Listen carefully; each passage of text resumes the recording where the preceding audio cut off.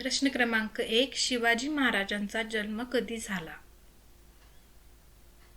आणि उत्तर आहे ए. 19 फेब्रुवारी 1630. प्रश्न क्रमांक 2. शिवाजी महाराजांनी कोणत्या किल्ल्यावर राज्याभिषेक केला? आणि उत्तर आहे बी. रायगड. प्रश्न क्रमांक 3. शिवाजी महाराजांनी नौदल उभारणी कोणत्या ठिकाणी केली?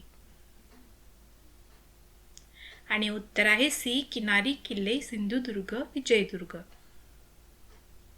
प्रश्न क्रमांक 4.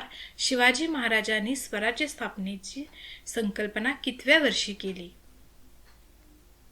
आणि उत्तर आहे ए. 16व्या वर्षी. प्रश्न क्रमांक 5. शिवाजी महाराजांचे निधन कधी झाले? आणि उत्तर आहे ए. 3 एप्रिल 1680. अशाच नवीन प्रश्नांसाठी सबस्क्राईब करा मराठी क्विज.